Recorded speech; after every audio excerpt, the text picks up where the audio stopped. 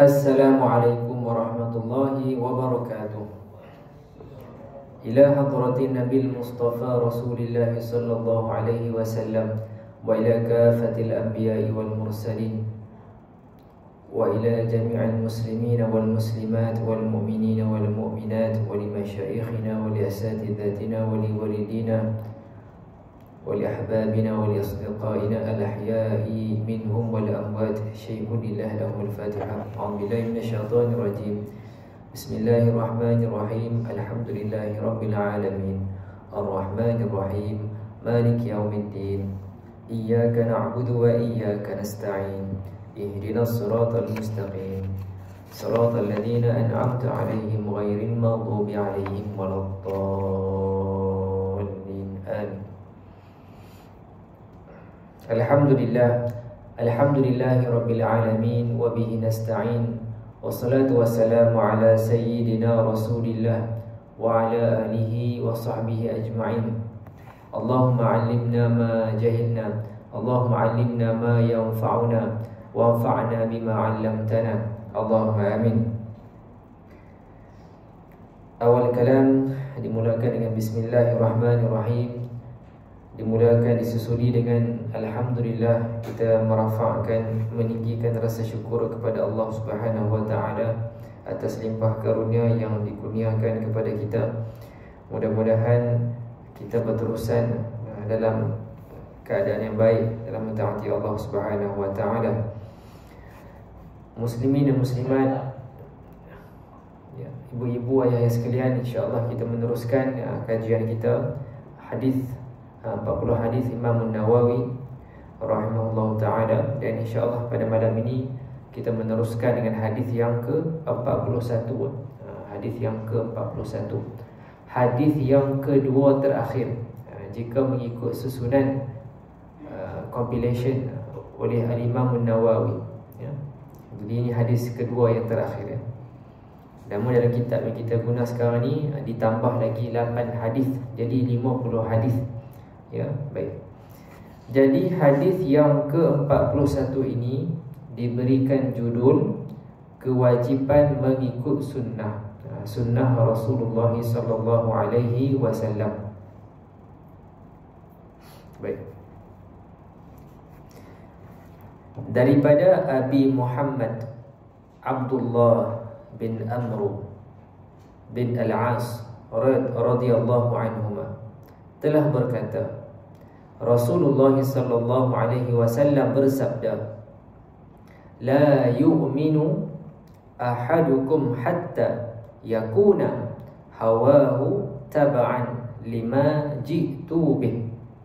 Maksudnya, tidak beriman, ya, salah seorang daripada kamu sehingga nafsunya mengikut apa yang telah aku datangkan dengannya, yakni ajaran yang aku bawa.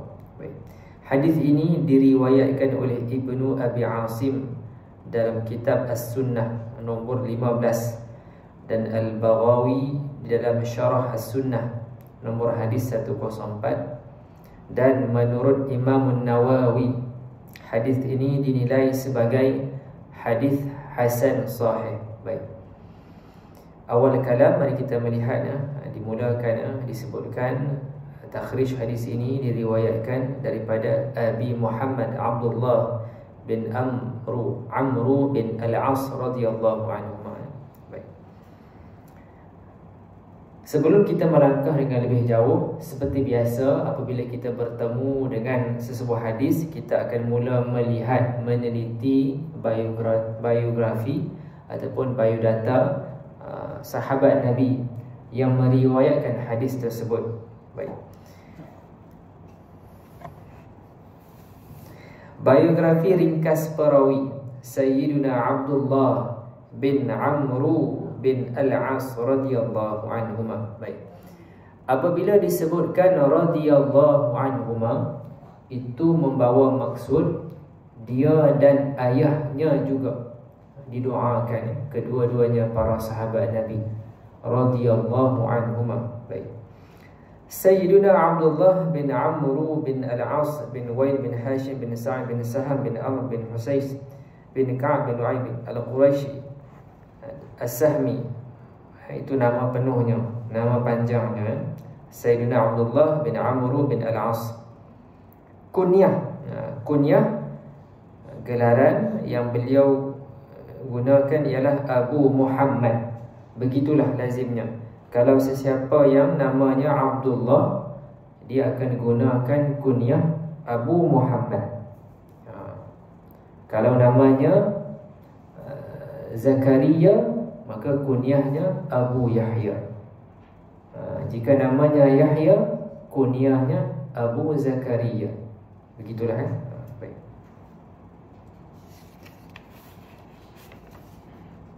Menurut Ibnu Ma'in, kunyah beliau ialah Abu Abdurrahman, ya. Tetapi yang masyhur ialah Abu Muhammad, Abu Muhammad. Beliau dinamakan Al-As sebagaimana nama datuknya. Kemudian Nabi SAW mengubah kepada nama Abdullah. Baik. Berikutnya, beliau memeluk Islam terlebih dahulu daripada bapanya, dan perbezaan umur antara dia dan bapanya hanya 12 tahun sebagaimana yang diriwayatkan oleh Al-Imam Al-Bukhari. Masya Allah, suatu nikmat yang sangat hebat dalam kalangan para sahabat yang mana ibu ayahnya juga memeluk Islam, ya.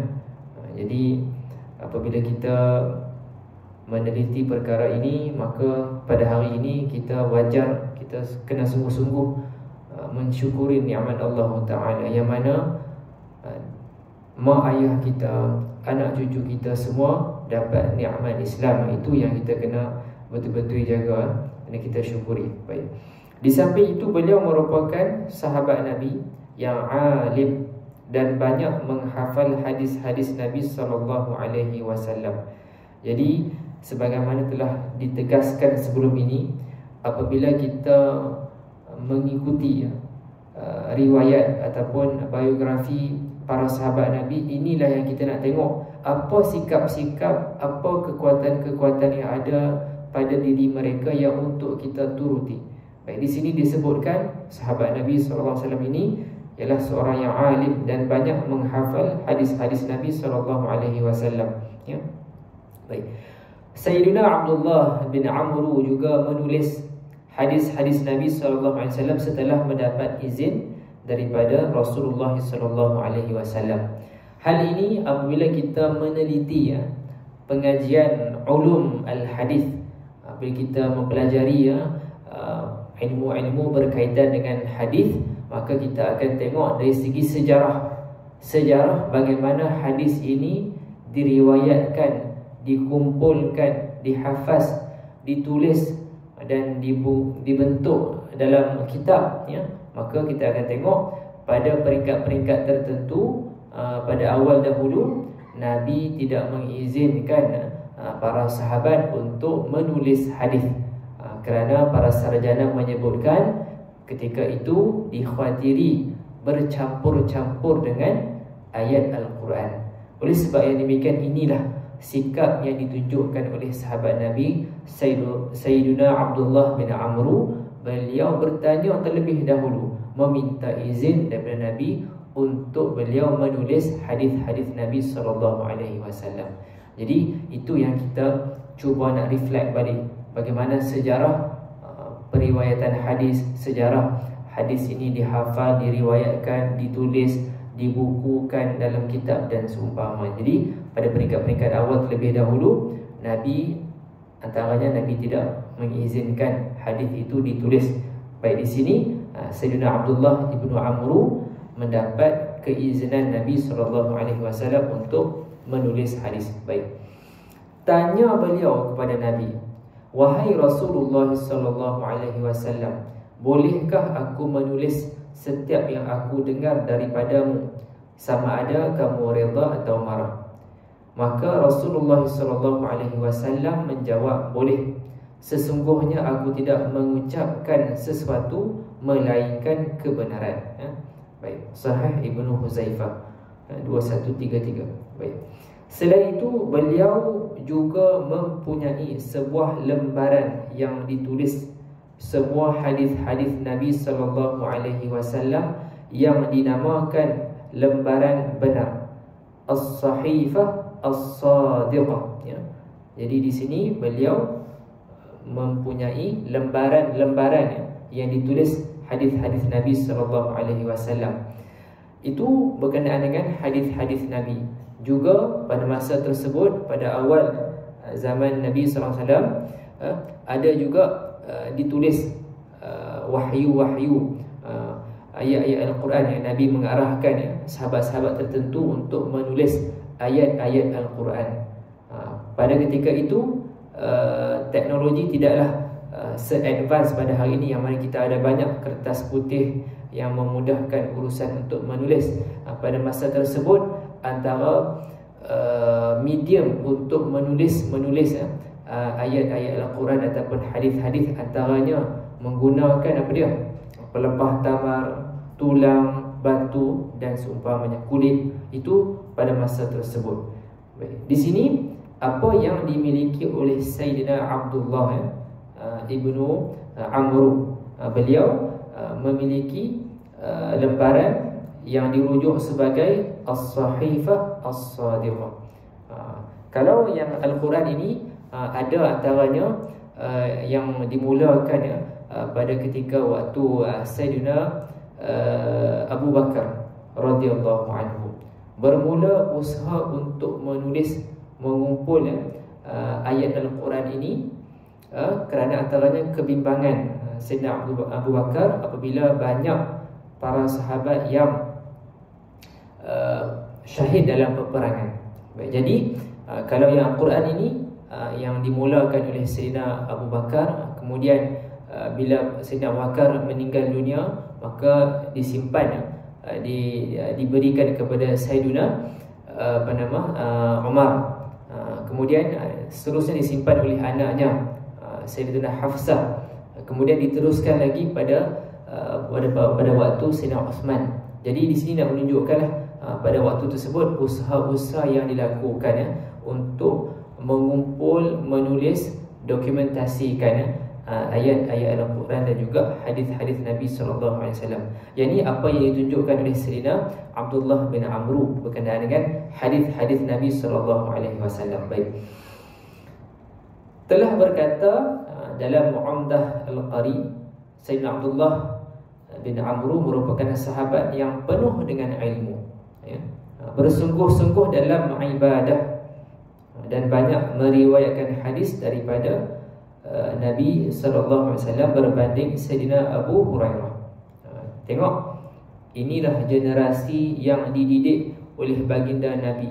Mereka ada ilmu dan mereka juga hebat dengan ibadah. Yang ini bergerak seiringan.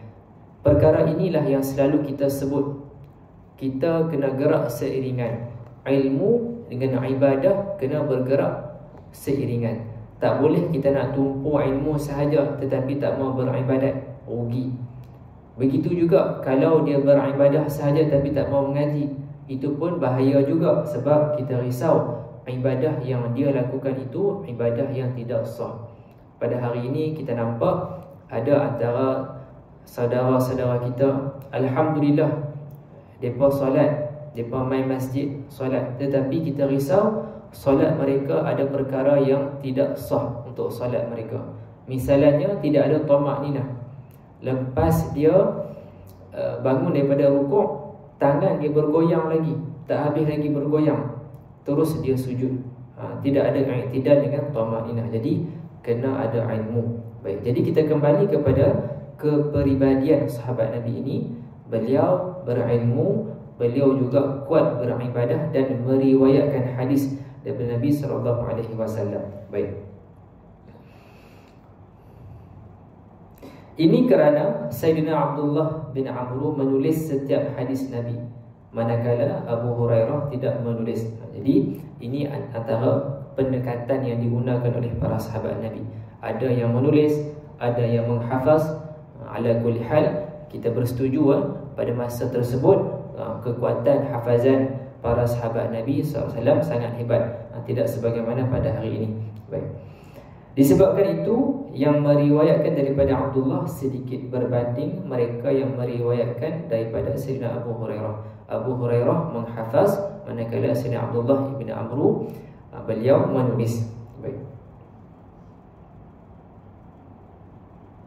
Sayyidina Abdullah ibn Amru merupakan seorang yang banyak berpuasa.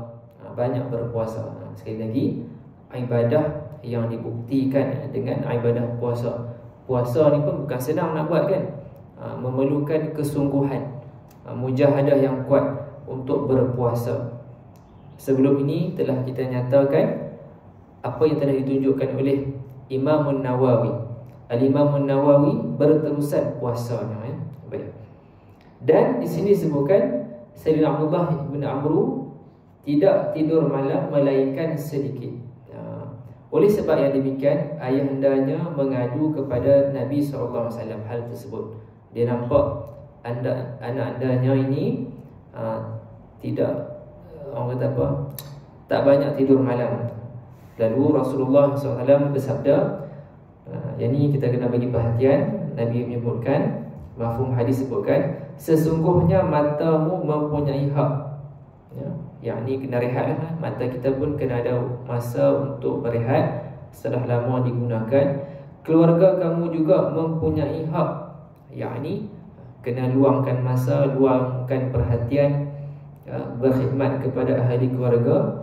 Maka bangun malam, Nabi beritahu, Nabi memberikan panduan, bangun malam dan tidur. Nampak tak keindahan syariat sunnah Nabi SAW?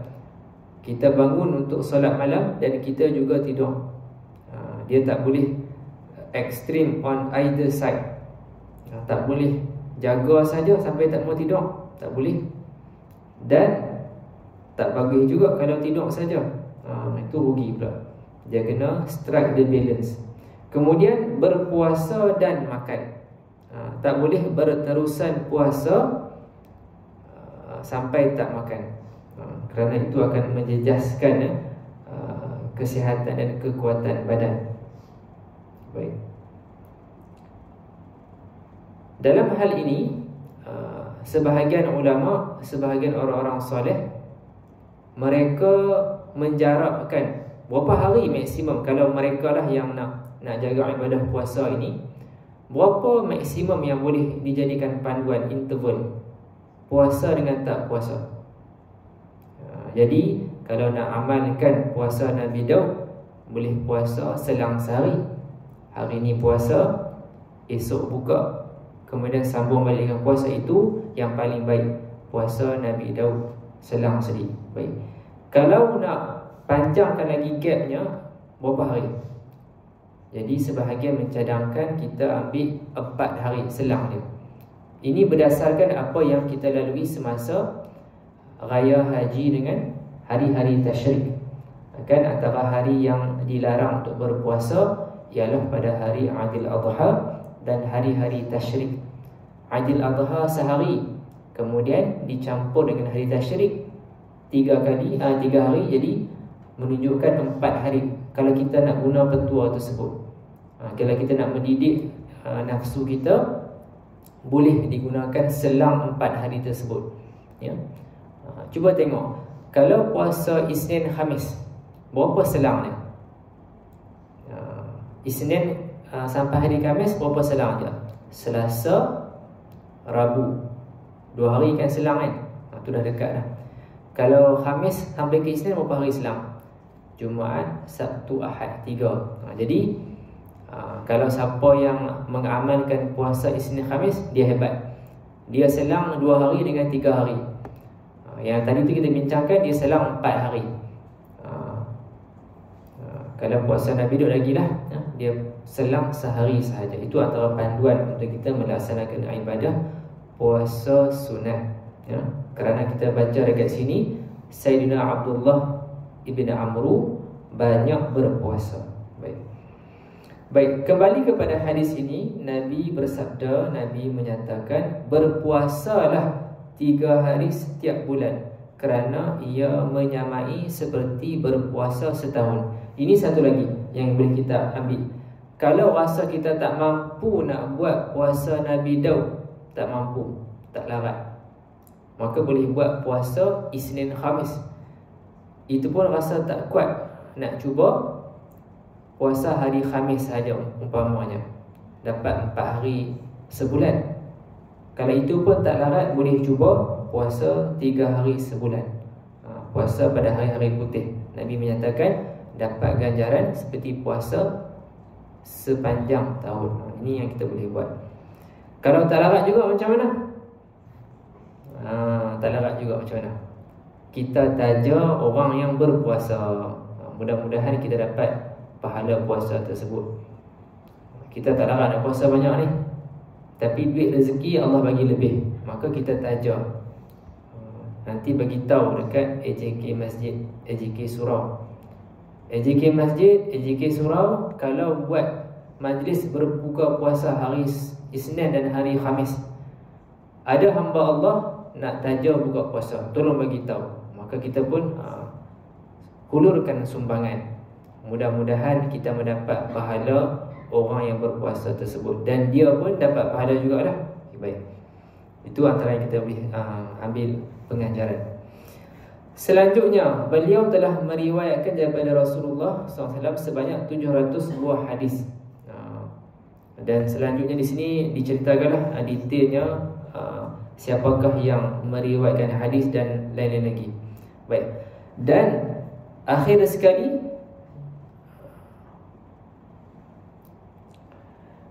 dicatatkan di sini berkenaan dengan kewafatan. Beliau wafat di kota Syam pada tahun 65 Hijrah ketika usia 72 tahun. Jadi ada antara sahabat Nabi yang panjang umurnya, yang lebih 100, ada yang 80 lebih, ada yang 70 lebih, ya.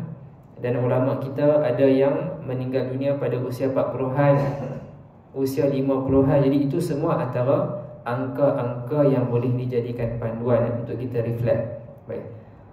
Dan di sini disebutkan khilaf antara para ulama tempat kewafatan Sayyidina Abdullah bin Amru. Ada yang menyatakan wafat di kota Makkah, ada yang berpendapat di kota Taif, dan ada yang mengatakan di Mesir. Baik. Di sini dicatatkan nama kitab Syiar A'lam An-Nubala. Baik. Itulah antara perkara yang boleh kita ambil faedah daripada kepribadian para sahabat Nabi SAW. Selanjutnya, keistimewaan hadis. Apakah keistimewaan hadis ini? Syekh Abdul Majid Asy-Syurnubi berkata, tidak dapat disembunyikan apa yang telah dihimpunkan. Makna kata jelas dan banyak makna yang terhimpun dalam hadis Nabi SAW. Hadis ini boleh dijadikan indikator, boleh dijadikan kayu ukur. Nak tahu sejauh manakah kita mencintai Nabi SAW. Bukan sekadar kita melaungkan semata-mata menyatakan kami cinta Nabi. I love Prophet Muhammad SAW. Ada stiker yang dibuat, ada t-shirt yang dibuat, ada bag yang dibuat, logo I love Prophet Muhammad SAW. Bagus, benda itu antara syiar yang menzahirkan kecintaan kita kepada Nabi. Namun di sini apa yang lebih fundamental adalah kita membuktikan tindak tanduk kita itu sejajar dengan syariat yang dibawa oleh Nabi Muhammad SAW. Kita memberikan perhatian apakah sunnah Nabi. Kita cuba memahami apakah sunnah Nabi. Kita cuba mengamalkan sunnah Nabi dalam kehidupan kita. Itu yang lebih fundamental, berbanding kita semata-mata kita menyatakan aku cinta akan Nabi, ya, ataupun banyak qasidah yang kita baca, kita laungkan, kita ungkapkan. Itu semua tidak ada masalah. Cumanya di sini yang lebih fundamental adalah sejauh manakah kita beramal dengan ajaran Nabi. Itu yang lebih penting. Baik. Kita mengukur tahap kecintaan berdasarkan sejauh manakah kita cinta kepada syariat Nabi. kepada syariat Allah Subhanahu wa taala yang telah diwahyukan oleh Allah kepada Rasulullah. Jika benar kita cinta, kita akan menyanjung tinggi syariat Allah. Jika sebaliknya, maka kita masih lagi berkiblatkan hawa nafsu dan membelakangkan syariat Allah, ya. Baik. Selanjutnya, mari kita tengok apakah komentar ulama berkenaan dengan hadis ini. Yang pertama disebutkan, hadis ini termasuk dalam Jawami' al-Kalim. Jawami' al-Kalim ialah mukjizat, ialah kehebatan, keistimewaan Nabi kita. Nabi kita menuturkan dalam kata-kata yang ringkas, tetapi maknanya banyak, maknanya padat, berterusan dikaji dari zaman ke zaman. Itu Jawami'ul Kalim. Walaupun ringkas, tetapi maknanya kuat, maknanya luas, boleh dinilai, dikaji dalam segenap aspek. Baik. Selanjutnya, Syekh Abdul Wahab berkata, hadis ini merangkumi semua bidang kehidupan manusia yang ditujukan oleh syariat. Kan Nabi beritahu, kena sejajar dengan apa yang Nabi bawa, Nabi tunjukkan. Hadis ini sebagaimana yang disebutkan oleh Imam Ibn Daqiq Al-Aid, hampir sama dengan maksud surah An-Nisa ayat yang ke-65. Apakah ayat tersebut? Ayat tersebut berbunyi, A'udzu billahi minasyaitonir rajim. Fala wa rabbika la yu'minuna hatta yuhakkimuka fima syajara bainahum. Maka demi Tuhanmu, mereka pada hakikatnya tidak beriman sehingga mereka menjadikan kamu hakim terhadap perkara yang mereka perselisihkan. Ya, jadi di sini sekali lagi kita meletakkan kedudukan Nabi SAW sebagai asy-syari', sebagai penggubal undang-undang. Kita merujuk kepada apa yang diajarkan oleh Nabi, yang ditentukan oleh Nabi SAW. Baik. Jadi muslimin dan muslimat sekalian, ya, mari kita lanjutkan bacaan kita, masuk kepada topik yang berikutnya, panduan Nabi dan faedah hadis. Baik. Yang pertama, makna hadis ini, barang siapa yang sempurna iman. Baik. Seperkara lagi, apabila kita bertemu dengan hadis Nabi yang mengungkapkan la yu'minu, la yu'minu. Baik. Jika diterjemahkan secara literal, maka kita akan terjemahkan tidak beriman. Namun kena berhati-hati. Tak boleh terus kita menghukum orang itu tidak beriman, kerana antara tafsiran ulama adalah dengan maksud tidak sempurna iman. La yu'minu di situ dengan maksud tidak sempurna iman. Bukan kata dia tak beriman langsung, tidak. Jangan macam tu. Kena berhati-hati. Kan ada hadis lain yang menyebutkan la yu'minu ahadukum hatta yuhibba li akhi ma yuhibbu li nafsi. Tidak sempurna iman seseorang itu sehinggalah dia kasih saudara dia sebagaimana dia kasih kepada dirinya. Jadi di situ la yu'minu dengan maksud tidak sempurna iman. Baik. Pertama, makna hadis ini, barang siapa yang sempurna iman, maka sudah pasti dia mengetahui hak Rasulullah dan kelebihannya lebih utama daripada hak ibu bapa dan seluruh manusia. Ya. Orang yang sempurna iman dia akan tahu, dia akan nampak dan dia akan prioritaskan kedudukan Nabi, hak Nabi SAW berbanding hak mak ayah dia. Kerana apa? Kerana Rasulullah menyelamatkan kita di dunia dan di akhirat. Itu kedudukan, keutamaan Nabi kita, menyelamatkan kita daripada azab neraka dan memberikan petunjuk supaya selamat daripada kesesatan. Baik. Hakikat yang kedua, hakikat hawa nafsu. Hawa, baik. Hawa di sini berbeza dengan nama Hawa yang nama muslimah kan, Hawa kan. Sebutannya Hawa. Kalau nama yang perempuan itulah Hawa. Nak bezakan dengan Hawa di sini. Ya, baik. Al-hawa boleh diartikan dengan kecenderungan hati kepada kebenaran, mencintai dan menjunjungnya.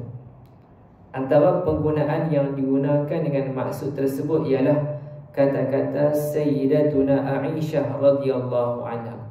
Aku telah melihat Tuhanmu, melainkan dia bersegera kepada hawa kamu, yakni kecenderungan hatimu terhadap kebenaran. Jadi di sini antara maksud yang ada pada kalimah hawa ialah kecenderungan kepada kebaikan. Baik. Begitu juga kalimah ini digunakan oleh Sayyidina Umar radhiyallahu anhu dalam kisah tawanan Badar. Yang mana dalam peperangan Badar tersebut Nabi berbincang, Nabi tanya pendapat para sahabat bagaimana nak menguruskan tawanan perang ini. Jadi sebagaimana yang kita sebut, yang kita mengaji, kalau Sayyidina Umar ni dia lebih tegas lah kan, nak pancung nak pancung, hukum bunuh. Manakala Sayyidina Abu Bakar pula bukan begitu, dari sudut tebusan, bagaimana tawanan yang boleh mengajar orang Islam pada masa tersebut. Jadi Rasulullah cenderung dengan kalimah Yahwa kepada pendapat Sayyidina Abu Bakar, tidak cenderung kepada pendapat Sayyidina Umar. Jadi di situ kalimah hawa. Baik, itu yang kedua. Seterusnya, al-hawa juga boleh diartikan dengan kecenderungan dan kecintaan. Boleh membawa maksud kepada kebenaran dan selainnya. Inilah yang dimaksudkan oleh al-hadis. Baik.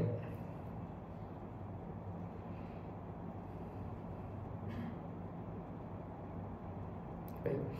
Namun dalam penggunaan yang lain, al-hawa banyak dirujuk kepada keinginan untuk tuntutan yang ke arah syahwah, ke arah benda-benda yang tak elok.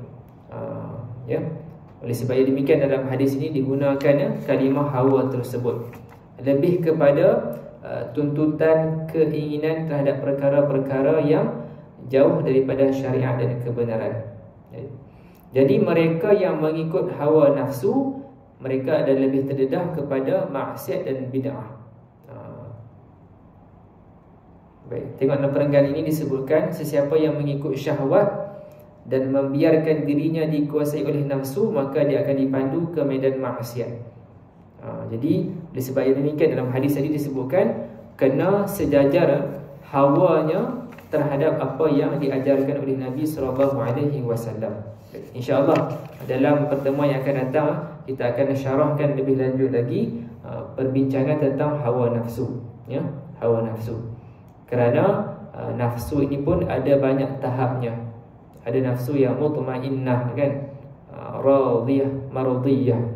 Ada hawa nafsu yang sentiasa ammaratun bisu, yang sentiasa mengajak kepada benda-benda yang tidak elok. Baik.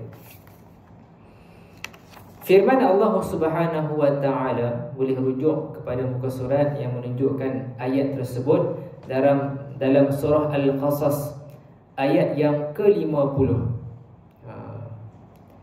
Fa in lam yastajibu laka fa'lam annama yattabi'una ahwa'ahum wa man adallu mimman ittaba'a hawahu bighairi hudan minallah. Kemudian kalau mereka tidak dapat menerima cabaranmu wahai Muhammad, maka ketahuilah sesungguhnya mereka hanyalah mengikut hawa nafsu mereka, dan tidak ada yang lebih sesat daripada orang yang menurut hawa nafsunya dengan tidak berdasarkan hidayah petunjuk daripada Allah Subhanahu wa taala. Baik. Jadi dalam ayat ini lebih terperinci merujuk kepada makna mengikut hawa nafsu yang jauh, yang bertentangan daripada kehendak Allah Subhanahu wa taala. Jadi secara keseluruhannya hawa nafsu ini boleh dibahagi kepada dua, yang terpuji dan yang tercela. Dan di sini perhatikan ayat yang berikutnya, wala tattabi'il hawa fayudillaka an sabilillah. Janganlah engkau menurut hawa nafsu, kerana yang demikian itu akan menyesatkan dari jalan Allah Subhanahu wa taala. Baik, insya-Allah. Muslimin dan muslimat sekalian, jadi itulah antara yang boleh kita ambil daripada perbincangan berkenaan hadis ini, yang disebutkan kalau kita beriman dengan iman yang lebih sempurna, kita akan align hawa nafsu kita. Kita akan align pengamalan kita ini berdasarkan apa yang diajarkan oleh Nabi Muhammad sallallahu alaihi wasallam. Baik. Rangkumannya untuk malam ini, apa yang boleh kita ambil adalah kita kembali kepada kefahaman kita. Sumber perundangan dalam Islam, panduan kita dalam Islam ini ada 4 sumber yang utama. Apa dia? Al-Quran, Al-Hadis, Ijma' dan Qiyas. Ini adalah 4 sumber utama panduan dalam Islam untuk mengeluarkan hukum hakam. Daripada Al-Quran, daripada Hadis, daripada Ijma' ulama dan juga Qiyas. Jadi sebagaimana dalam hadis yang kita bacakan tadi, itu menunjukkan betapa pentingnya kedudukan hadis Nabi SAW berada pada kedudukan yang kedua. Oleh sebab yang demikian, kita dalam apa-apa sahaja pengajian, kefahaman kita dalam Islam ini tak dapat lari daripada merujuk kepada hadis-hadis Nabi SAW. Baik.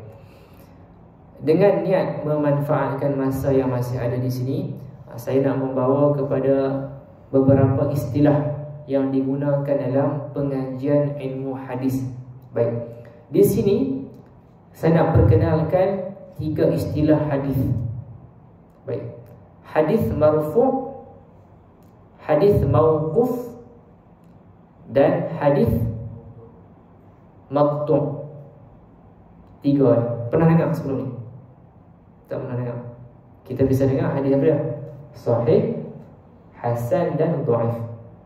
Itu dari segi status lah, status periwayatan. Siapa yang meriwayatkan hadis-hadis tersebut? Sahih, hasan, dhaif. Yang paling rendah yang tak boleh kita amalkan ialah hadis maudhu' yang dicipta. Baik, itu dah biasa dengar lah. Baik, malam ni kita nak perkenalkan 3 lagi istilah hadis. Hadis marfu', hadis mauquf dan hadis maqtu'. Okey, baik. Apa maksud dia?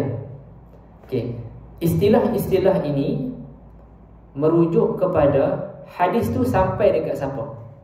Paling hujung sampai dekat siapa? Hadis marfu' adalah merujuk kepada hadis yang sampai kepada Nabi kita. Kalau ditulis hadis tu, akhir sekali sampai dekat Nabi kita. Nabi kita yang melafazkan, Nabi kita yang mengamalkan. Jadi itu ialah hadis marfu'. Marfu' daripada kalimah rafa'a. Rafa'a ini dengan maksud mengangkat, ya. Jadi kalau disebutkan hadis marfu', maka itu adalah hadis yang memang sampai dekat Nabi kita. Nabi kita yang melafazkan, Nabi kita yang mengamalkannya, yang menunjukkan dengan perbuatan, ya, taqrir. Baik. Itu yang pertama. Yang kedua ialah hadis mauquf. Hadis yang mauquf ini yang sampai, yang terhenti dekat sahabat Nabi. Mauquf. Daripada kalimah waqaf, kan? Waqaf kan bermaksud berhenti, kan? Jadi dia sampai dekat sahabat Nabi. Mauquf. Dalam istilah yang lain, ulama menamakan hadis ini sebagai athar. Athar. Jadi hadis mauquf ini adalah yang sampai kepada para sahabat. Dia tak sampai kepada Nabi. Mungkin itu merujuk kepada apa yang diamalkan oleh sahabat Nabi, yang mana sahabat Nabi memang dah nampak tiap-tiap hari, faham daripada Nabi SAW. Jadi hadis mauquf ialah yang sampai kepada sahabat Nabi. Ataupun istilah lainnya ialah athar. Baik. Dan yang terakhir yang kita nak kenalkan pada malam ini ialah hadis maqtu'. Maqtu' ini dari kalimah qata'a. Qata'a ni kan potongan, qata'a. Namun di sini dalam istilah ilmu hadis, maqtu' ini merujuk kepada yang sampai kepada tabi'in. Nampak tak level dia? Kalau marfu' sampai kepada Nabi, kalau mauquf kepada sahabat Nabi, dan kalau maqtu' ni sampai kepada tabi'in. Kan? Apa definisi sahabat? Sahabat ialah mereka yang sempat bertemu dengan Nabi semasa hayat dan beriman dengan Nabi. Itu sahabat. Manakala tabi'in ni pula adalah mereka yang tak sempat jumpa Nabi. Itu level yang bawah. Jadi itulah malam ni kita belajar istilah baru, hadis marfu', hadis mauquf dan hadis maqtu'. Jadi lepas ni kalau dibicarakan dalam pengajian kita, kalau disebutkan tentang hadis marfu', itu menunjukkan memang sampai warid daripada Nabi kita, Nabi Muhammad SAW. Kalau hadis mauquf, itu adalah asar yang dilafazkan, yang ditunjukkan oleh sahabat Nabi. Dan akhir sekali, hadis maqtu' merujuk sampai kepada tabi'in. InsyaAllah mudah-mudahan mendapat faedah. Dan sikit lagi di sini saya terbaca, kita nak tunjukkan keistimewaan kitab hadis Sahih Al-Bukhari. Dilaporkan bagaimana dalam kitab Sahih Al-Bukhari banyak terjumpa kalimah basmalah. Kerana apa? Kerana sepanjang penulisan Imam Al-Bukhari, Imam Al-Bukhari dia berhenti beberapa ketika semasa menulis, dan ketika Imam Bukhari nak sambung menulis kitab hadis tersebut, Imam Bukhari menulis Bismillah. Itu antara standard kualiti yang sangat tinggi yang ditunjukkan oleh Al-Imam Al-Bukhari. Itu menunjukkan Imam Bukhari sangat mementingkan keberkatan penulisan kitab hadis tersebut. InsyaAllah mudah-mudahan mendapat faedah. Dan insyaAllah kita akan bertemu lagi. Kita akan sambung pada pertemuan yang akan datang, masih lagi dengan hadis yang ke-41. Dan kita akan lanjutkan lagi perbincangan berkenaan dengan hawa nafsu, insyaAllah. Itu sahaja untuk malam ni. Hadza wabillahi taufiq wal hidayah. Wassalamualaikum warahmatullahi wabarakatuh. Dipersilakan untuk azan. Baik.